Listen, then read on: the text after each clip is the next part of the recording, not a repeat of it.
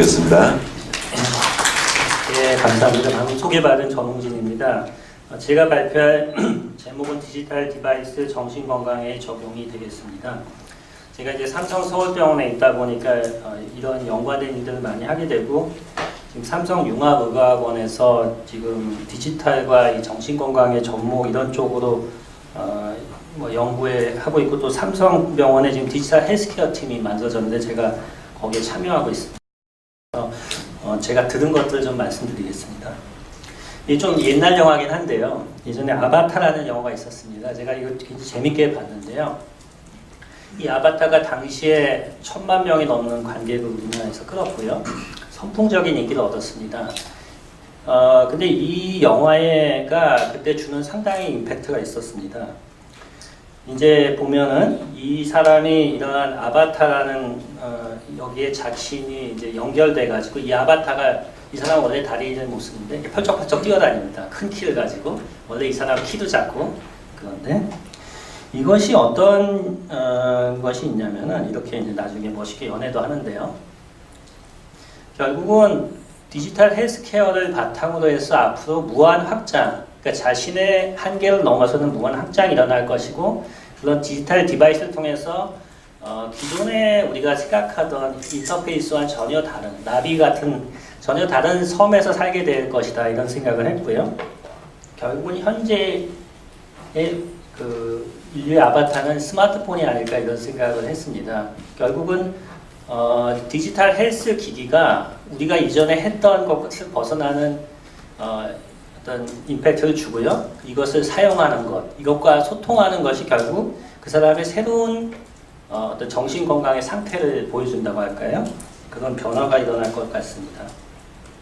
그래서 현실적인 한계, 사회적 억압을 벗어나서 이제 확장된 내 자신이 이루지 못하는 소망을 가능하게 해주는 지금 그런 상태에서 디지털 디바이스를 우리가 정신 건강에 적용한다면은, 우리가 지금 IT와 거의 로그인된 상태죠. 저도 지금 스마트폰으로 이렇게 여기 있지만은, IT가 결국은 내 정신 상태와 이제 소통하고 있는 거죠. 그래서 IT를 통해서 나의 멘탈 헬스 상태를 어세스할 수 있지 않을까, 이밸류에이션 할 수 있지 않을까, 이러한 생각들을 하게 됩니다. 저희가 생각하기 이전에 이미 발빠른 기업들은 생각을 하고 있습니다. 애플은 2014년에 로이 레이먼을 영입했는데요. 로이 레이먼이 원래 필립스 연구소의 수면 분야의 수석 과학자입니다. 그래서 이분이 약물을 쓰지 않고 수면 장애를 치료하는 방법을 연구하는 기술을 개발하고 있고요. 이분이 지금 애플에서 아이워치 개발에 관여하고 있다고 합니다. 구글은 잘 아시는 대로 NIMH의 그 디렉터였던 토마스 인설 원장을 구글 생명과학에 영입했습니다. 2015년에. 이것이 상당히 그때 센세이션 했는데요. 그래서 이 인설 단장은 앞으로 우울증, 자폐증 등 정신질환의 연구에 도움을 주고 싶어서 구글에 합류하게 됐다, 이런 이야기를 했습니다. 그래서 구글에서 얻어지는 수많은 빅데이터, 그 다음에 스마트폰을 이용해서 얻어지는 개인정보, 이것을 통해서 멘탈 헬스를 케어하는 플랫폼을 만들겠다, 이러한 포부를 밝혔거든요. 충분히 가능할 것으로 생각이 됩니다. 근데 아까 우리가 이제 생각한 개인정보 보호의 문제, 여러 가지 문제가 있지만 구글이 결국 이것도 해결하지 않을까, 이렇게 생각이 됩니다. 삼성은 또 뭘 하고 있냐? 여기 삼성 일렉트로닉스 같은 경우는 2015년에 MGH와 협약을 맺었습니다. 제가 연수 갔다 왔던 곳이기도 한데요. MGH와 디지털 헬스케어 공동 파트너십 협약을 맺었고요. 작년에 올해 초군요, 이 새로운 칩을 만들었습니다. 그래가지고 이전에보다 체지방, 골격근량, 심박수, 심전도, 피부온도, 스트레스 반응, 이 5가지, 우리 바이오 피드백에서 본 거죠. 5가지 생체 신호를 굉장히 적은 비용으로 신속하게 얻을 수 있는 칩을 개발했다고 합니다. 그리고 이것을 기어핏2에다가 집어넣어서 이미 만들었습니다. 그래서 예전에 우리가 굉장히 큰 기계로 하던, 예를 들어 바이오 피드백이라든지 이런 어세스를 상당히 작은 반도체 칩 하나로 빅데이터를 만들 수 있는 이러한 기반이 지금 만들어져 있다고 보시면 됩니다.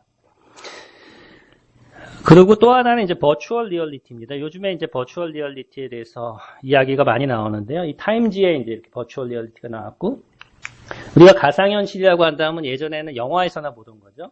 이거는 이제 비행 시뮬레이션 하는 건데, 이 가상현실이 이제 스마트폰 갤럭시 S7이면 가능합니다. 거기다 15만원짜리 고글만 사면 되거든요. 그래서, 가상현실은 어떤 특정한 환경이나 상황을 가상으로 구현해서 인간 컴퓨터 사이 인터페이스를 이제 가상현실이라고 합니다. 제가 이제 실제로 써보니까 상당히 리얼합니다. 진짜 같아요. 진짜 거의 현실하고 비슷한 정도의 가상현실을 아주 값싼 비용으로 만들 수가 있습니다. 월트 디즈니에서는 이번에 새로운 기술을 내놨는데요. 리조트를 갖다가 앞으로 VR 형태로 만들겠다. 월트 디즈니 리조트 전체를요. 그래가지고 버추얼 리얼리티를 이용하는 이러한 디즈니랜드를 만들겠다고 지금 개발 얘기를 했습니다. 근데 그렇다고 이게 다 되느냐? 써보니까 현재는 굉장히 한계가 많습니다. 거의 1시간 이상 쓰고 있는 건 고문입니다. 고문. 왜냐? 이런 VR을 쓰면 굉장히 어지럽습니다. 시각적 자극과 몸이 경험하는 가속도가 다르므로 불일치한 멀미로 어지러움이 발생합니다. 이렇게 돌리면은 화면이 이렇게 느리게 따라옵니다. 이렇게. 그래가지고 굉장히 어지럽고요. 또 피로감이 됩니다. 그래서 이제 그걸 해결하려는 다양한 테크놀로지가 개발되고 있고요. 지금 메이오 클리닉에서 이제 베이거 스티뮬레이션을 통해서 어지러움을 줄이려는 시도가 이번에 발표됐습니다. 그게 2016년 3월이니까 얼마 안 됐죠. 그래서 이제 여기에 그 기술에 지금 관심이 모아지고 있고요.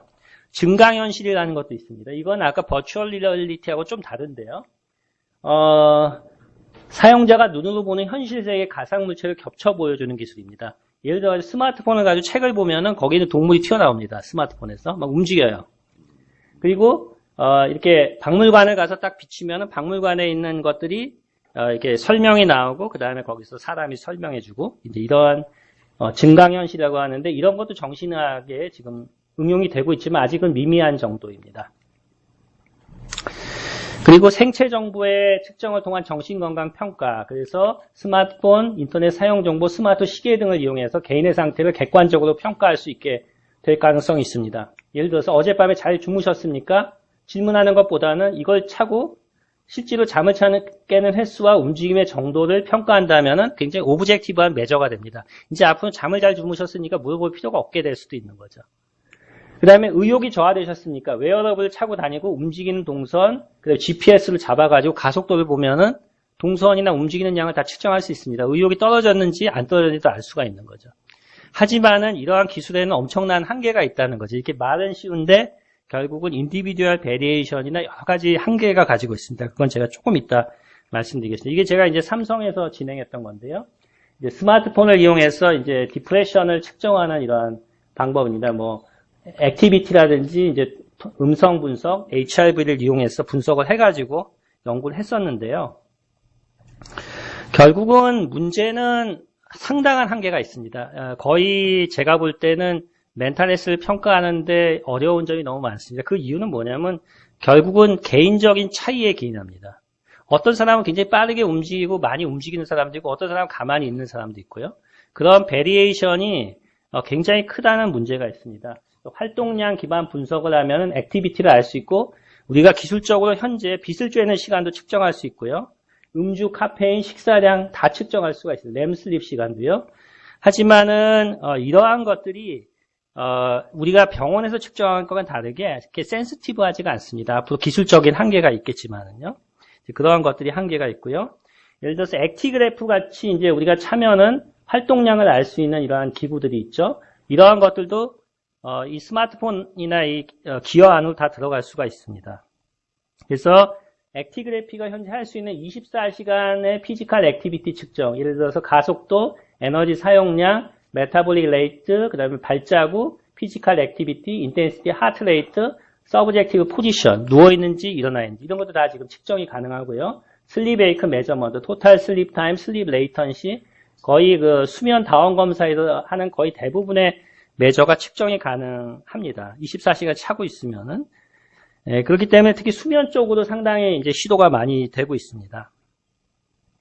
그리고 논문들에 의하면은 지금 이제 디프레션을 갖다가 어떻게 이런 객관적인 메저로 측정할 것인가, 바디 템퍼러처와 레스트 액티비티, 그다음에 라이프 익스포저라는 파라메터 3개를 이용해서 디프레션을 측정할 수 있고 굉장히 유용하다. 이러한 연구가 있고요. 그 다음에 또 하나는 그 보이스, 그러니까 사람이 우울하면은 목소리가 굉장히 톤이 낮아지고 목소리가 느려집니다. 바이폴라 기분이 들뜨면 목소리가 굉장히 빨라지죠.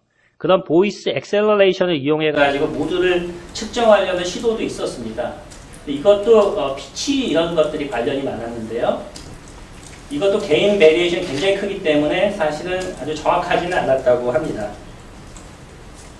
그래서 저희가 보면은 이렇게 하트 레이트 베리어빌리티를 이용해서 우울증을 분석하고 이렇게 HRV를 이용해서 이제 하려는 이런 시도들도 있는데요.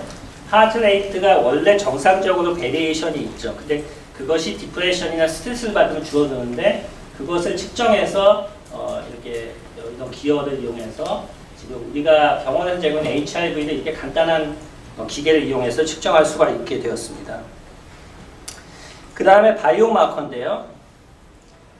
예전에는 이제 당이라든지 코티졸이라든지 이런 것들을 병원에 가서 측정을 했지만 지금은 스마트폰과 연결해가지고 이렇게 바늘이 튀어나옵니다. 이걸 여기다가 하면은 측정할 수가 있습니다. 현재 기술로는 글루코스는 가능하고요. 아직 코티졸은 지금 개발 단계에 있습니다. 하버드에서. 그래서 다양한 이런 모니터링이 가능한 상태입니다. 그래서 제가 말씀드린 우리 기술이 IT의 기술이 우리가 예상했던 것보다 굉장히 빠르게 이루어지고 있고 예전에 우리가 물어서 하는 대부분의 것들을 다 측정할 수가 있는 상황입니다. 하지만은 그 베리에이션이 많고 한계가 있는데요. 제가 한 연구를 하나 말씀드리면 제가 직접 PI로 진행한 연구입니다.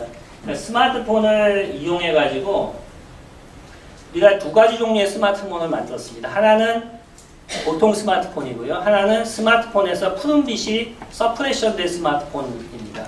근데 겉으로 봐서는 도저히 구별이 불가능합니다. 다른 색깔로 그 블루를 구현하기 때문에 겉으로 이제 육안으로 봐서는 구별이 불가능한 그 두 가지 스마트폰을 저희가 만든 건 아니겠죠. 물론 이제 회사에서 만들어서 저희가 이제 트라이를 해봤습니다. 그래서 두 가지 스마트폰을 갖다가 적용을 했을 때 어떤 변화가 생기는지 그래서 LED 디스플레이를 통해서 나오는 빛이 수면과 기분에 영향을 미치기 때문에 with, without blue light를 적용을 했습니다. 그래서 2박 3일 동안 환자를 갖다가 임상학연구소에 입원을 시키고요. 그래서 블루라이트가 이제 스마트폰과 없는 스마트폰은 더블 블라인드 랜더마이저하게 하루 종일 익스포저를 시키는 거예요. 게임을 시켜가지고. 그래서 이제 익스포저를 시키고 그 다음에 이 사람을 24시간 모니터링하고 코티졸을 1시간 단위로 측정을 합니다. 멜라토닌하고 그렇게 해봤더니 이 블루라이트를 밤에 쬐는 분들이 잠이 안 오고 그 다음에 잠을 잘 못 자니까 아침에 의욕이 떨어지고 그 다음에 에라가 증가된다. 다음 아침에 이러한 결론을 얻었습니다. 그래서 보면은 저희가 스마트폰을 갖다가 블루라이트 서프레션 했을 때 하고 하지 않았을 때 멜라토닌의 어떤 변화는 크게 없었고요. 세rum 코티졸의 변화도 크게 없었는데 이 스마트폰에 LED 블루라이트 쪘을 때 체온 변화가 약 0.4도 정도의 변화가 있었습니다. 그래가지고 그러한 이렇게 각성 효과, 그 다음에 체온 증가 효과가 결국은 불면을 일으키고 그것이 그 사람한테 이제 불면을 직접적으로 이런 변화를 일으킨다는 것을 저희가 보고를 했고요. 그게 이제 멜라토닌이 아주 유의하진 않지만 DNM50이라 그래가지고 이게 15이라 그래서 이 멜라토닌의 증가 속도가 블루라이트를 쬐면은 줄어드는 것을 보고를 했습니다. 그래서 이제 DLMO 이 15이라 그래가지고 이 수면 각성 효과가 블루라이트 쬐면은 이게 각성이 돼서 멜라토닌 서프레션 된다는 걸 보고를 했고요. 그래서 LED 스마트폰이 결국은 이러한 수면이나 인지 기능에 영향을 준다는 것에 대해서 저희가 보고할 수 있었습니다. 그래서 지금까지 제가 말씀드린 거는 이러한 연구들이 실제로 많이 진행되고 있고 그 다음에 정신건강과의 접목의 그 접점에서 사용할 수 있는 게 어떤 것이 있는지 계속 연구가 되고 있다는 걸 말씀을 드리고요. 저희가 이제 이런저런 연구를 해보니까 한계점이 발견이 됐습니다. 거기에 대해서 잠깐만 말씀드리겠습니다. 가장 첫 번째 문제는 우리가 가지고 있는 정신질환의 코어한 변화가 우리가 디텍션하기 굉장히 어렵습니다. 예를 들어서 환청이 들린다고 해보시면 환청 평가를 한다고 쳐보세요. 스마트 기기로. 상당히 어렵습니다. 그 다음에 우울한 기분. 이것도 굉장히 어려워요. 근데 우리가 측정해야 될 건 그런 건데 실제로 디지털 디바이스로 측정할 수 있는 지표는 그런 것보다는 증상으로 인해 나타나는 변화에 불과합니다. 그래서 그것 때문에 심장이 뛴다든지 땀이 난다든지 목소리가 빨라진다든지 잠을 못 잔다든지 이런 것들입니다. 그렇기 때문에 변화를 표면에서 센싱하는 데 그친다는 거죠. 예를 들어서 움직이는 속도, 움직이는 동선, 걸음수, 심박동, 심박 변이도, 호흡수, 피부 전도도, 수면 패턴, 검색어 이런 것들에 한정됩니다. 근데 이런 것이 개인적인 차이가 굉장히 큽니다. 개인적인 베리에이션이요. 사람마다 그 사람의 습관. 그렇기 때문에 이 사람이 정신질환이 있는지 없는지 비교하는 데는 상당히 위크합니다. 하지만은 굉장히 긴 시간 동안 론지튜디널하게 한 사람을 측정한다면 의미가 있다고 볼 수가 있습니다. 그러니까 개인적인 퍼스널한 어떤 데이터를 지속적으로 축적한다면 그 변화를 측정함으로써 개인한테 적절한 정보를 줄 수 있는 거죠. 이제 그러한 특징이 있습니다. 그 다음에 폴스 알람의 문제입니다. 폴스 알람. 우리가 전문가는 평가를 할 때 예를 들어서 이 사람이 우울증이 있다, 뭐 아니면은 뭐 정신분열증이 있다고 할 때 이전에 다양한 경험을 이용해서 잘못된 신호가 있을 때는 그거를 배제를 하게 됩니다. 근데 이런 센서들은 각자 위음성과 위양성이 있는데 이러한 것들이 있기 때문에 이것을 조합한다 그래서 이게 없어지질 않습니다. 이걸 최소화하기 위해서 최근에 하는 방법은 바로 머신러닝이라는 방법입니다. 요즘에 뭐 AI가 알파고가 있는 그 머신러닝인데요. 실제로 머신러닝은 이전부터 많이 사용되었습니다. 그것은 뭐냐면은 이게 이제 참값이 있고 기존 데이터가 있으면 기존 데이터를 어떤 식으로 조합을 해서 참값에 가까워질지를 계속적으로 기계적인 연산을 하는 것이죠. 하지만은 이제 머신러닝을 한다고 해서 노이즈가 제거가 되긴 하지만은 완전히 이걸 제거할 수는 없기 때문에 예를 들어서 생체 신호가 운동을 하거나 몸이 아프거나 시험 전에 긴장을 하는 경우에도 이것을 정신질환의 발생이나 변화의 시그널로 잘못 해석할 수가 있다는 거죠. 그래서 이러한 부분이 오히려 멀쩡한 사람한테 자꾸 잘못된 시그널을 주기 때문에 앵자이티를 증가시킬 수 있는 그런 부정적인 면을 보이고 있습니다. 예를 들어서 학교에서 대규모 스마트폰으로 학생들의 정신건강을 평가한다. 이럴 때 잘못된 시그널을 보냄으로써 오히려 멘탈 헬스를 해칠 수 있는 이러한 지금 역작용이 있는 거죠. 그 다음에 세 번째는 개인정보 보호의 문제입니다. 개인정보 보호의 문제는 지금 계속 제기가 되고 있습니다.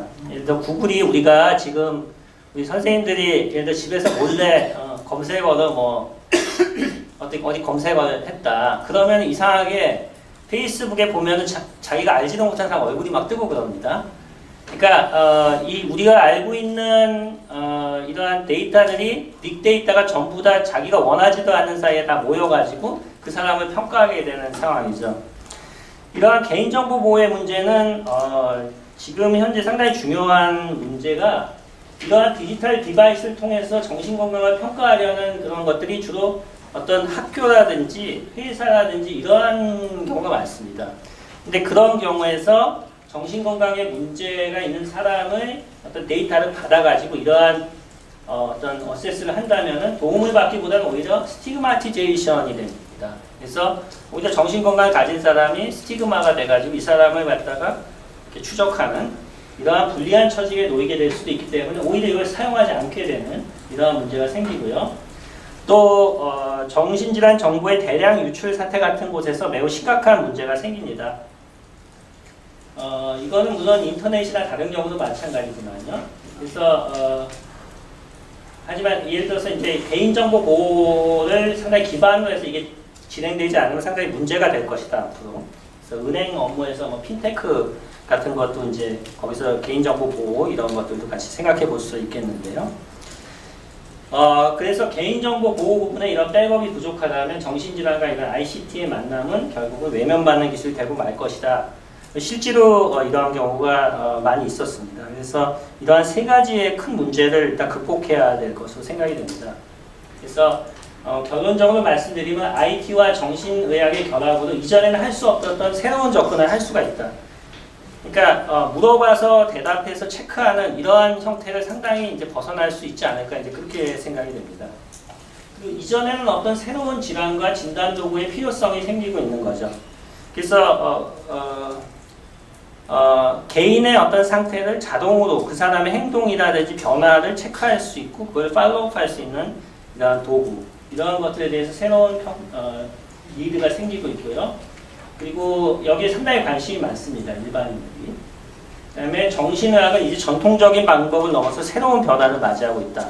그래서 이것을 정신건강의학과 전문가들이 관심을 가지고 주도할 것이냐, 아니면 IT 전문가가 주도할 것이냐, 어떠한 이러한 큰 흐름에 또 놓여있기 때문에 여기 모든 분들이 이러한 변화에 관심을 가져야 할 것으로 생각이 됩니다. 네, 이상입니다.